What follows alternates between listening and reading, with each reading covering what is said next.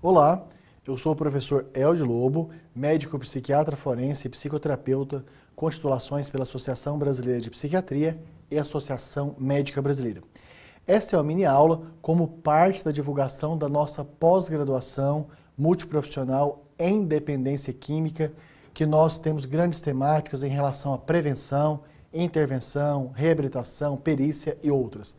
Então, na nossa pós-graduação em dependência química multiprofissional, que está com todos os esclarecimentos e mais informações em um link aqui abaixo do seu vídeo, aonde dá acesso ao site da Unip com todas as informações metodológicas, administrativas, pedagógicas, financeiras. Então, entre lá e veja todas essas informações. Enquanto isso, eu vou ministrando a mini aula como são os transtornos de uso de substâncias e a mulher no período perinatal. Relembrando que o termo perinatal consiste naqueles dias, algumas vezes, por alguns conceitos, até meses depois do parto. Então, a mulher no período perinatal.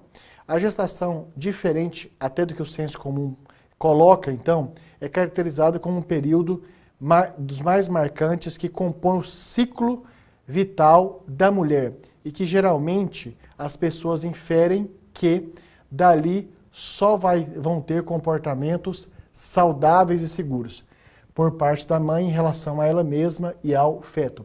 E algumas vezes nós temos condições adoecidas, como por exemplo de dependência ou uso de substâncias psicoativas nesses períodos. E a gravidez e fase puerperal impactam de forma importante a vida da mulher, especialmente as primíparas. Ou seja, primíparas são as mulheres que estão tendo o primeiro parto. E aqui inclui inclusive aquelas que também tiveram o aborto. Então, na primeira gestação, as primíparas são mulheres que precisam contar com a observação, atenção, assistência e apoio ainda mais diferenciado durante a gestação e especialmente depois do parto. E alterações são devidas a mudanças físicas, como fatores hormonais, psicológicas, relacionados aos cuidados do recém-nascido e sociais por questões contextuais. Então, de fato, trata-se de um período da fase reprodutiva da mulher com grandes impactos esses que podem, por exemplo, originar sintomas depressivos, ansiosos, compulsivos e que, de forma muito distorcida, algumas vezes acaba essa mulher usando, por exemplo, álcool com a finalidade de reduzir a ansiedade, maconha para melhorar o sono e o apetite e que requer a nossa atuação profissional para reversão. E transformações desafiam a capacidade de adaptação e repercutem no humor, bem-estar, relacionamento com amigos, familiares e parceiro. Então, nós temos aí um contexto muito complexo nessa fase reprodutiva da mulher e especialmente torna mais complexa quando há o histórico, quando existem relatos, quando se tem experiências de drogadição nessa fase, ou seja, todas as condições mais susceptíveis de adoecimento passam a funcionar como risco e muitas vezes a expressão clínica desse processo. Então, o uso de drogas ou substâncias psicoativas no período perinatal. Então, gestantes com transtorno por uso de substâncias sofrem estigma social e preconceito. Isso faz com que, por exemplo, sejam estigmatizadas e muitas vezes tenham seus cuidados negligenciados, inclusive por profissionais de saúde com entendimentos muito condenáveis, como por exemplo, que se está usando drogas, podem tomar as decisões que quiserem porque é problema dela com o seu feto. Não. Existem algumas margens, possibilidades, recursos na lei que faz com que a gestante nós podemos tratá-la de modo diferenciado, inclusive, mesmo que de forma polêmica, impondo um tratamento de segurança para ela e especialmente para o feto sem condições de defesa. E dados sobre a epidemiologia, então, do consumo são limitados, provável que muito abaixo da realidade, não contam por medo de serem repreendidas, julgadas e punidas. Nós temos, quando fazemos revisão da literatura, dados epidemiológicos de porcentagem de mulheres na gestação e no pós-parto que usam substâncias psicoativas, que são inclusive dados bem tímidos. o que nos faz supor, nós que trabalhamos nesta área, com tanta experiência prática, que provavelmente há um subregistro desses dados. Tanto por parte das pacientes que negligenciam essas informações, como também por parte dos profissionais que muitas vezes não buscam ativamente essas confirmações. E cannabis, por exemplo, a substância ilícita mais utilizada por gestante e puérperas. Nós temos dados estatísticos de mundialmente 3 a 10%. Há quem possa achar um número muito alto e nós, atuantes da área, achamos que esses dados ainda estão tímidos, que na prática são maiores. E esse momento de gravidez e puerpério pode representar fator de proteção em que a gestante escolhe parar de usar a substância, mas para muitas, especialmente para aquelas que têm os critérios clássicos de dependência, ou seja, sintomas de abstinência, tolerância, dificuldade de substituição dos momentos de prazer e que não conseguem administrar o não uso de substâncias, então aqui trata-se de uma condição muito peculiar e grave que precisa receber assistência. E os estudos demonstram que há urgência em pensar alternativas de tratamento para mulheres que não interrompem o consumo. Dessas alternativas, tem posicionamentos profissionais muito distintos. Os meus incluem, inclusive, internação involuntária e algumas vezes até compulsória, sempre com muita fundamentação de acordo com a Lei 10.216. E os estudos demonstram que há uma urgência em pensar alternativas de tratamento para essas mulheres que não interrompem o seu consumo, de onde eu fiz essa proposição, e as dificuldades estão em relação ao estresse gerado na gestação, que podem representar um risco do consumo desadaptado, como sempre, destas substâncias. Sobre as consequências, logicamente que as consequências do uso de drogas, elas já são altamente destrutivas para um adulto. E a um feto são incontáveis as consequências, que vão desde malformações de alguns dos órgãos, até a possibilidade, por exemplo, de mães dependentes graves de álcool, do recém-nascido apresentar sintomas de abstinência alcoólica, como tremor, aumento de temperatura e até convulsão. Enfim, estamos falando de condições altamente complexas. E ressalto-se então a necessidade de orientar essa vinculação com a valorização da mulher. Ou seja, algumas perguntas nós sugerimos para os profissionais que estão avaliando esse perfil de demandante do serviço de saúde. Ou seja, como ela significa esse momento da sua vida, da gestação com drogas, quais são as necessidades atuais dessa mulher? É só a gestação? É a alimentação? É a alimentação mais o tratamento dos sintomas de abstinência de drogas? O que ela pensa sobre a maternidade com o uso de drogas? Quais são seus medos e inseguranças? Para quais tratamentos ela está disponível? Tratamentos mais conservadores, tratamentos mais flexíveis? E cuidado à mulher gestante não deve ser apenas possíveis, e o cuidado da mulher gestante não deve ser apenas pelas possíveis consequências ao feto, mas dela também. Logicamente que do feto nos dá mais liberdade jurídica para intervenções, digamos, mais impositivas, ainda que questionáveis e não consensuais entre os profissionais da área. E lembrar que não é apenas o uso de substância da mãe que pode colocar o feto ou o recém-nascido em risco, mas também as possíveis violências que ela sofre.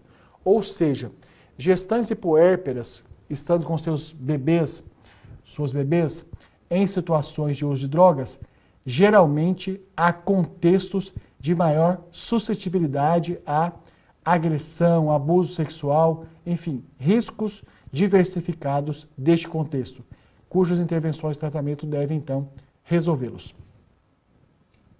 Então, nós temos aqui artigo PubMed, muito bem colocado, em que coloca sobre entrevistas que foram entrevistadas psicólogas, terapeutas familiares, enfermeiras, assistentes sociais, em 4 grandes serviços de internação para gestantes que fazem uso de substâncias psicoativas na Noruega.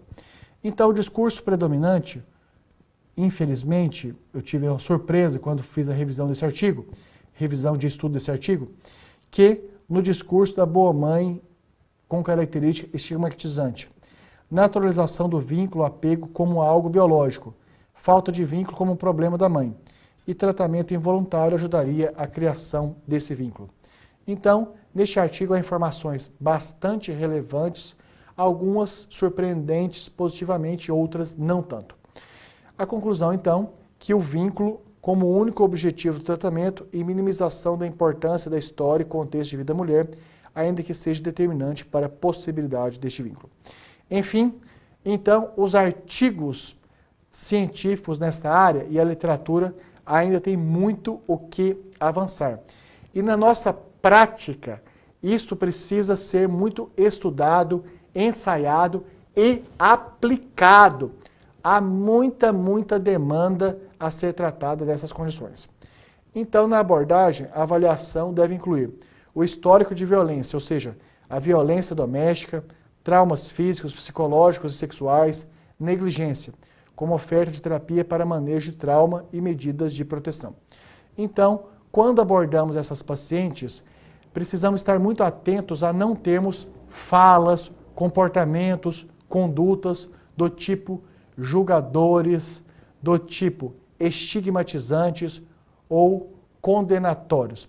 O nosso papel é especialmente de acolhimento e oferta de solução, sendo que uma oferta de solução por psicoterapia, ou individual ou em grupo, é altamente significativa para essas mulheres com tamanhas demandas de vida. Verificar condições de moradia e alimentação.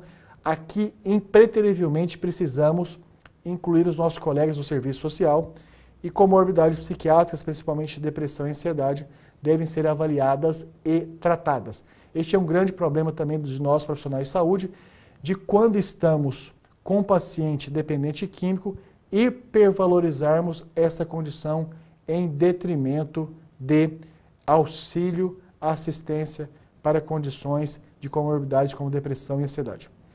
Sobre a parceria e violência, mulheres com transtornos por uso de substâncias que sofrem violência por parceiro íntimo antes da gestação são mais propensas a apresentar um agravamento dessa dependência química nessa fase da vida de tantas vulnerabilidades. E durante a gestação, isso é muito relevante, especialmente para transmitirmos parte dessa informação também para os nossos colegas de trabalho, agentes comunitários de saúde. Então, durante a gestação, vítimas têm maior probabilidade de consumir substâncias do que as não vítimas. Enfim, nós estarmos em parceria, em trabalho conjunto, em instrução, em solicitação de feedback dos nossos colegas, agentes comunitários de saúde, fará enorme, infinita diferença no nosso trabalho. E a imprescindível presença da parceria durante o pré-natal e tratamento para o aumento das chances de recuperação. Enfim, se o tratamento de dependentes químicos sem gestação, sem tantas vulnerabilidades, já tem uma grande chance de recaída, de volta de uso em gestantes e puérperas, isso será mais intenso. O que nos faz também aumentarmos parcerias, por exemplo, com Pastoral da Sobriedade, Alcoólicos Anônimos, Narcóticos Anônimos, grupos de ajuda mútua para familiares, como Amor Exigente, Aranon, Aranon. Então, precisamos atuar além das fronteiras dos conhecimentos exclusivamente da saúde.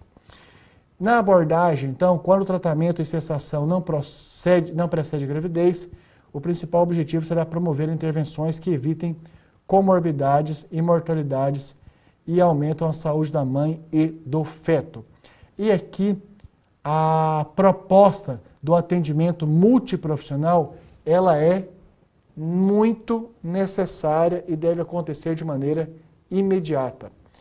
Barreiras pessoais como vergonha, medo do estigma, sentimento de culpa, falta de suporte familiar, parceria de tratamento, medo de perda de criança, dificuldade para transporte, medo das consequências legais. Então, existem vários elementos, tanto objetivos como subjetivos, das mulheres nessa fase de vida, de onde uma participação do médico isolado, só do psicólogo, só do assistente social, será infrutífera.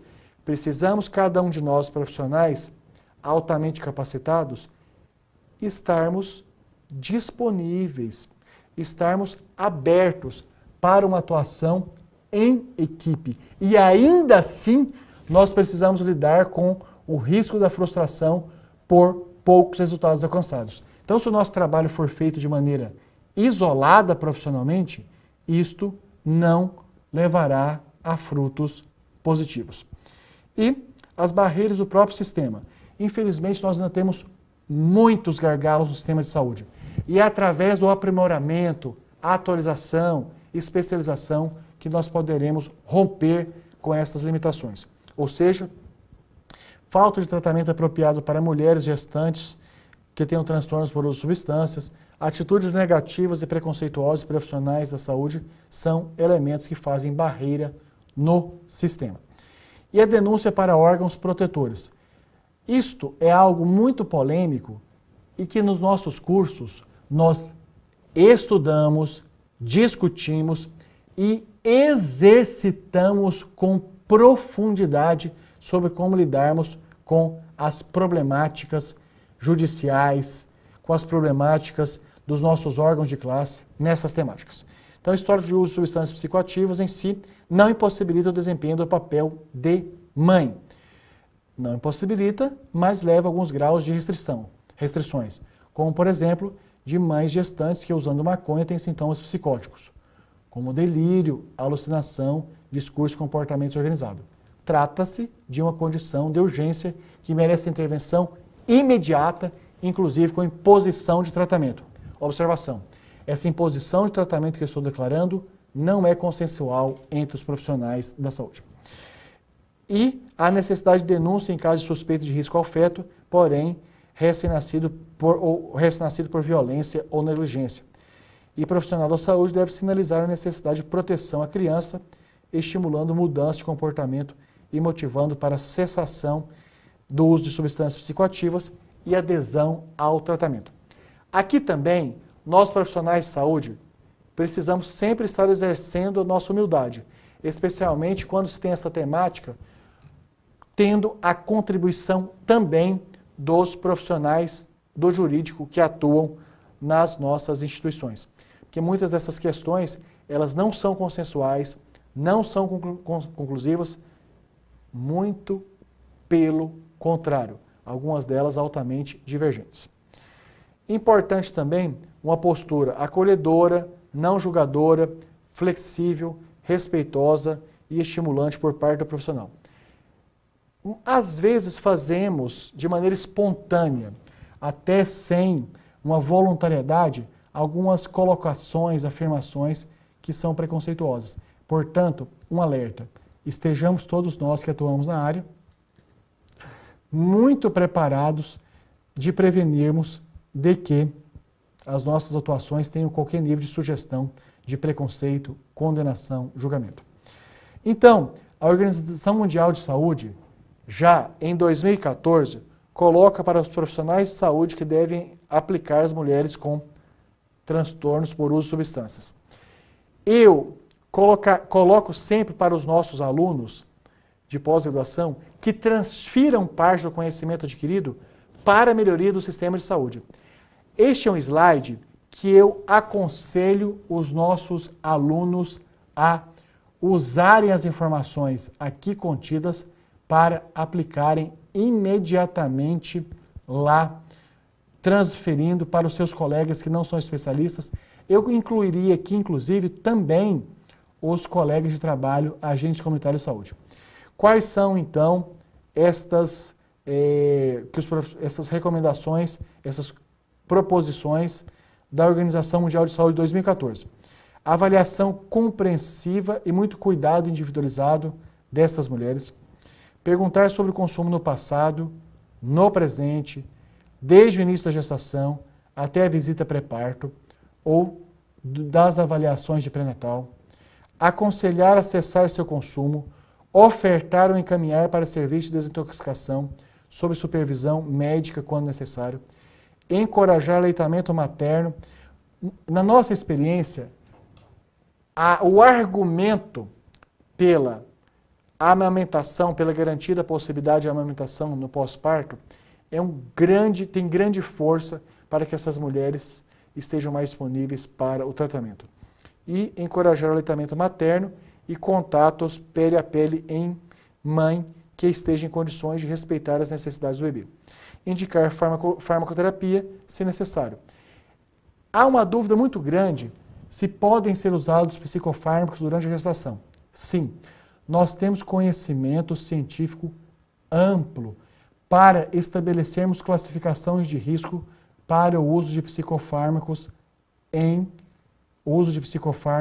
por parte de gestantes e puérperas. Ou seja, já temos ampla segurança na escolha de medicamentos antidepressivos, estabilizadores do humor, antipsicóticos, para prevenção de recaída de álcool e drogas, para tratar sintomas de abstinência de álcool e drogas, tanto em gestantes como em puérperas. E uma outra revisão de literatura coloca aqui mais usuários de álcool, maior prevalência de depressão pós-parto e menores chances de ir a serviço de saúde para tratamento e orientação. Percebam que grave que esse artigo sinaliza. Então, mulheres com tamanha gravidade têm menores chances de ir a serviço de saúde para tratamento. De onde eu volto a reforçar, tenhamos profissionais de saúde, nós profissionais de saúde, uma forte ligação, muita instrução aos agentes comunitários de saúde. São eles que vão nos sinalizar, ou as equipes dos programas de estratégia de saúde da família. Nós, especialistas, precisamos estar muito ligados aos colegas generalistas das unidades básicas de saúde e aos colegas agentes comunitários de saúde. Porque não é apenas uma orientação que eu tirei da própria cabeça. Está aqui no artigo científico esta importante informação. Se são pacientes tão graves que não procuram o sistema de saúde, obviamente que em uma saúde decente nós estamos construindo, que vamos atuar buscando esse paciente ter o serviço de atendimento. Medicamentos fornecidos para diminuir efeitos durante a desintoxicação. Então, benzodiazepínicos e antipsicóticos reduzem a ansiedade e insônia. Temos conhecimento de selecionar quais são os mais seguros e os menos seguros. Antidepressivos podem ser administrados após a abstinência. Disulfirano, naltrexona e acamprosato, que são medicamentos relacionados ao tratamento de dependência, especialmente de álcool e também de algumas drogas, casos mais graves para diminuir fissura e manter a abstinência. E essa revisão não encontrou estudos controlados, randomizados, que avaliem a eficácia das intervenções farmacológicas em mulheres grávidas em programas de tratamento de álcool para melhorar os desfechos da mãe, do nascimento e da criança. Enfim, quanto mais vamos aprofundando nesses conhecimentos, mais vamos acessando informações que apontam para gravidade, exposição e necessidade da nossa atuação ser muito incisiva. Então, sobre a abordagem psiquiátrica, no transtorno de uso de substâncias, um fator de risco independente para uma malformação congênita e aumento da mortalidade fetal também no período perinatal. Então, mulheres com transtorno de uso de substâncias, volto a defender. Eu defendo, não sou o dono da verdade. Tem vários colegas altamente capacitados com argumentos que contrariam essa afirmação, de que podem ser tratadas involuntariamente e até compulsoriamente. Os benzodiazepínicos, que tratam da classe de medicamentos prescritas em receituário azul B, controlado pela vigilância sanitária, e muitas vezes sendo chamado pelos pacientes de calmantes, ou remédio de tarja preta. Então, os benzodiazepínicos estão entre os psicofármacos mais prescritos para gestantes. Daí, temos algumas preocupações, restrições em relação à dose e prazo de duração da prescrição. Apesar dos estudos anteriores sugerirem a relação entre exposição intrauterina a benzodiazepínicos no primeiro trimestre e malformações congênitas, como fenda labial, palatina, pesquisas recentes não identificam essa associação de forma tão frequente quando bem indicado, acompanhado, associado, por exemplo, ao uso concomitante de ácido fólico. E os estudos atuais também não identificaram atrasos cognitivos e motores. Mas não é isento de risco para partos prematuros, baixo peso ao nascer, baixo Apgar, admissão em UTI neonatal, síndrome de desconforto respiratório. De tudo isso, cabe a nós profissionais que não vamos de saúde mental, que não vamos participar do parto, informar com muita clareza o perfil de uso das pacientes com uso de substâncias psicoativas, gestantes e puérperas, lá, especialmente as gestantes, né, antes do parto, para que o anestesista possa ter acesso a essa informação. E a síndrome de abstinência do neonato e a síndrome de flop baby. Sobre aleitamento, a sedação da criança, náuseas e alimentação pobre são algumas das consequências que, então, devemos agir o mais precocemente possível na gestação para prevenir desfechos tão graves, desfavoráveis e condenáveis. Voltando às questões da Organização Mundial de Saúde sobre princípios para programas de gestantes com transtorno de uso de substâncias. Então, óbvio que a Organização Mundial de Saúde, muito moderna, de vanguarda que é, propõe a priorização da prevenção, ou seja, prevenir, reduzir e cessar o consumo na gestação e no pós-parto para a melhoria da saúde e bem-estar dessas mulheres. Além da prevenção, que fica, inclusive isso é uma pergunta que cai em concursos, em entrevistas de trabalho, com avaliações em processos seletivos. Precisamos nós, muito voltados para uma saúde interventiva e clínica, pensarmos em uma saúde preventiva.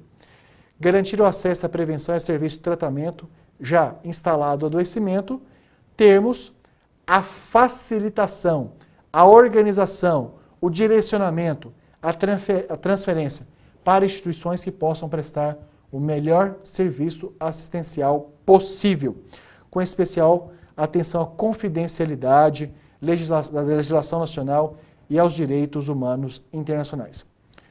Outro princípio colocado pela OMS é o respeito à autonomia do paciente, que essas devem ser totalmente informadas sobre os riscos e benefícios para elas e para o seu feto das opções de tratamento.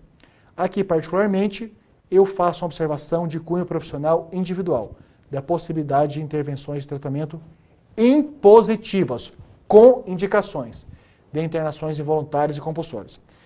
E promover o cuidado compreensivo com serviços que devem ter um nível de compreensão que seja adequado à complexidade e natureza multifacetada do transtorno por substâncias psicoativas. E a proteção contra descriminalização e estigmatização. Ou seja, são mulheres que geralmente, naturalmente, pela população leiga, são muito maltratadas, desrespeitadas e condenadas. Enfim, cabe a nós profissionais de saúde, também em relação aos leigos, informá-los com ética, obviamente, que trata de condições de adoecimento. No período puerpério, então, depois que a criança nasceu, nós temos aí necessidade de consultas regulares para o segmento e essas consultas devem ser muito bem rastreadas, de modo que falta deve levar a uma atuação ativa do sistema de saúde até o domicílio, a instituição que está essa paciente, para que ela possa ser trazida, incentivada ou atendida em loco o mais rápido possível quando faltam os atendimentos. Entrevista motivacional para a manutenção da abstinência e do tratamento, enfim, essa técnica que nós estudamos exaustivamente no nosso curso, facilita fortalecimento de vínculo com essas mulheres, poder ser necessário orientações para não exposição do bebê a substâncias psicoativas, psicoeducação sobre os riscos ao bebê decorrentes do uso da mulher via leite materno, um follow-up, ou seja, um acompanhamento de comorbidades clínicas e psiquiátricas, como hipertensão, diabetes, desnutrição, doença tireoide, depressão, transtornos ansiosos, sintomas psicóticos que possam, por exemplo, colocar o recém-nascido em risco, psicoeducação sobre anticoncepção e doenças sexualmente transmissíveis e gerenciamento de casos e encaminhamento para outros serviços de saúde. Estão aí, então, entre outras premissas do tratamento no puerpério.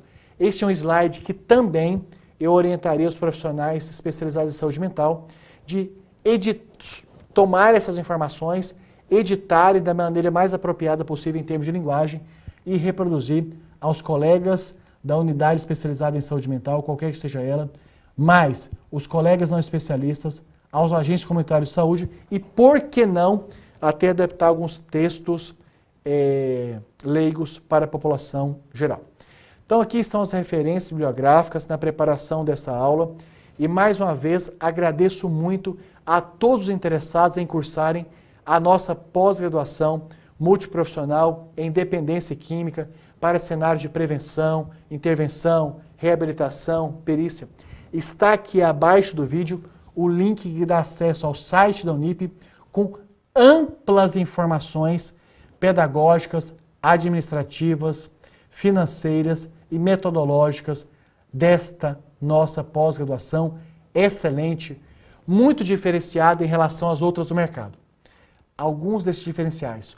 Todos os nossos professores, psicólogos, médicos, assistentes sociais, terapeutas ocupacionais, profissionais da psicoeducação, farmacêuticos, enfim, enfermeiros, nutricionistas, educadores físicos, os profissionais são docentes que, além de ministrarem aulas, também atuam no mercado de trabalho, ou seja, em CAPs, álcool e drogas, comunidades terapêuticas, hospitais psiquiátricos especializados em dependência química, enfim, consultórios particulares, grupoterapia, reabilitação. Os nossos professores são, modéstia à parte, maravilhosos. Para que os professores transmitam seus conhecimentos científicos avançados da maneira mais apropriada possível, conciliados com suas experiências práticas, eles trazem para a sala de aula simulações de casos clínicos baseados em dados reais, para que os próprios alunos pós-graduandos, durante a aula, façam participações e já recebem as correções e feedbacks imediatos dos nossos docentes altamente capacitados. Enfim, a nossa metodologia de ensino é muito poderosa, de modo que ao final de cada encontro, de cada aula, os nossos pós-graduandos já adquirem informações valiosas e aplicáveis para prestarem uma melhor consultoria, um atendimento mais qualificado, ministrarem uma aula mais rica ou participarem de processos seletivos, entrevistas de emprego e outras oportunidades de trabalho com muito mais competitividade, como nos concursos públicos. Dessa maneira, então, estamos anunciando a nossa pós-graduação e nós facilitamos também a parte financeira, ou seja, cursos com duração de 12 meses podem ser pagos até 18 parcelas, com financiamento próprio da Unip. Cursos de 18 meses podem ser pagos em até 24 parcelas, também financiados pela Unip. E mais, ex-alunos da Unip e profissionais que trabalham em empresas conveniadas participam da política de benefício com descontos. Dessa maneira, fica o convite aí para registrarem-se nas nossas redes sociais. Sim, cadastre o nosso youtube.com/vidamental e fique recebendo conteúdos periódicos. Curta a nossa fanpage facebook.com/vidamental e eu, como coordenador do curso, estou à sua inteira disposição para tirar todas as dúvidas via e-mail no lobo@vidamental.com.br e também no telefone 11 99622 8835. Responda também o WhatsApp, mensagem de texto, mensagem de voz. Dessa maneira, então, reafirmo também que abaixo do seu vídeo aqui tem os telefones de contatos, outros nossos, outros e-mails e também outros telefones de contato da Unip. Enfim, vamos já então fazer a inscrição e matrícula na nossa pós-graduação em dependência química multiprofissional, parte à distância, parte presencial, que nós temos o compromisso de levá-los a um nível de atuação profissional, satisfação pessoal, remuneração, que vai muito mais além.